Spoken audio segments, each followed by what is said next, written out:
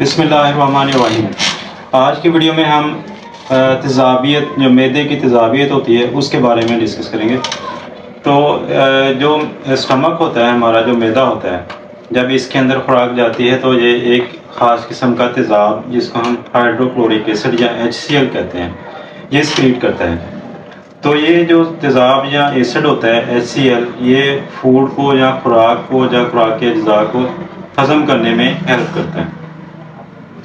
تو اگر یہ تیزاب یا ایسڈ جو ہے وہ ایک خاص مقدار سے زیادہ سکریٹ ہو جائے کسی بھی یعنی کہ وہ ریزن کی وجہ سے، وہ میں آپ کو وہ ریزنز، وہ کازز یا وجوہات وہ میں آپ کو ڈسکس کروں گا۔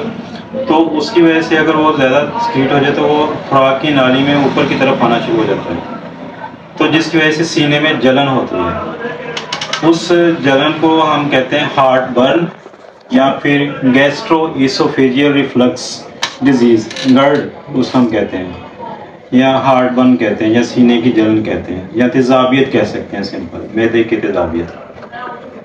تو اس کی وجوہات کیا کیا ہو سکتی ہیں؟ اس میں فوڈ کے فیکٹرز ہو سکتے ہیں خوراک کے اندر، فار ایگزامپل تلی چیزیں کھانے سے، فار ایگزامپل اگر ہم سموسے وغیرہ کھاتے ہیں، تلی چیزوں میں آتے ہیں، تو اس کی وجہ سے تیزابیت معدے میں زیادہ ہو سکتی ہے۔ یا پکوڑے وغیرہ کھاتے ہیں، وہ بھی تلی چیزوں میں آتے ہیں، ٹھیک ہے، آئلی چیزوں میں آتے ہیں، تو اس کی وجہ سے بھی تیزابیت زیادہ ہو سکتی ہے معدے کے اندر۔ اور موٹاپا بھی ایک اس کی ریزن ہو سکتا ہے، ٹھیک ہے۔ اس کے علاوہ جو ہے بیکری کی آئٹمس، ٹھیک ہے، بیکری کی آئٹم کھانے سے بھی جو ہے وہ معدے کی تیزابیت زیادہ ہو سکتی ہے، جس کی جلن یا ہارٹ برن یا کا ایشو ہو سکتا ہے۔ اس کے علاوہ جو ہے پریگنینسی کے اندر بھی ہو سکتی ہے یہ مسئلہ، جو پریگنینسی میں بھی ہو سکتا ہے، ٹھیک ہے۔ یا اسموکنگ، اگر کچھ لوگ اسموکنگ کرتے ہیں تو اسموکنگ بھی اس کا کاز بن سکتی ہے۔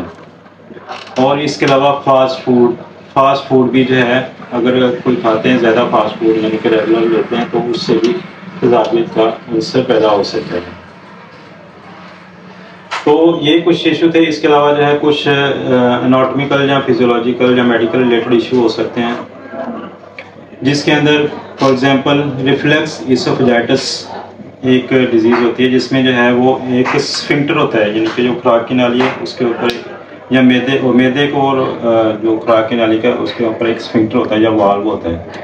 جب تیزابیت پیدا ہوتی ہے، یعنی کہ معدے کے اندر ایک خاص مقدار میں جو ریکوائرڈ ہوتی ہے، تو یہ کلوز ہو جاتا ہے تاکہ وہ خوراک کی نالی میں ایسڈ موو نہ کرے۔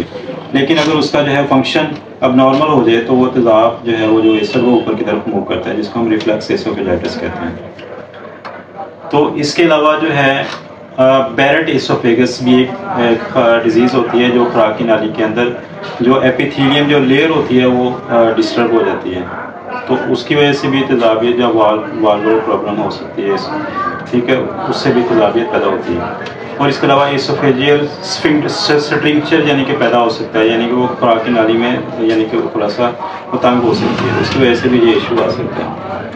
تو اس ساری ڈیزیز کو یعنی کہ گرڈ کو یا تیزابیت کو ہم ٹریٹ کیسے کرتے ہیں؟ اس کے لیے مارکیٹ میں اویلیبل ہیں ڈفرینٹ قسم کے یعنی کہ میڈیسن اویلیبل ہیں، جو آپ اپنے ڈاکٹر سے یا رجوع کر کے وہ تجویز کروا سکتے ہیں، جس کے اندر اینٹی ایسڈ سیرپ فارم میں آتے ہیں، یعنی کہ سیرپ فارم میں یعنی کہ تیزابیت کو کم کرنے والے ادویات موجود ہیں۔ اس کے علاوہ کچھ کیپسول فارم میں یعنی کہ پروٹون پمپ انہیبیٹر یا دوسرے یعنی کہ میپرنولول، ایسومیپرازول، لینسوپرازول وغیرہ ڈفرینٹ قسم کی یعنی کہ یہ میڈیسن ہے جو ڈاکٹر آپ کو تجویز کریں گے، یہ کیپسول فارم میں بھی آتی ہے، ٹھیک ہے۔ اس کے علاوہ یہ میڈیسن ٹیبلٹ فارم میں بھی اویلیبل ہے مارکیٹ کے اندر، یعنی کہ ٹیبلٹس کی فارم میں بھی یہ میڈیسن دی جا سکتی ہے۔ اور اس کے علاوہ اس کے ساشے بھی اویلیبل ہیں، ساشے فارم میں بھی یہ اینٹی ایسڈ میڈیسن جو ہیں وہ اویلیبل ہیں مارکیٹ کے اندر۔ تو یہ ڈفرینٹ قسم کی میڈیسن یوز کر کے تو اس ڈیزیز کو ٹریٹ کیا جا سکتا ہے، اس کا علاج کیا جا سکتا ہے۔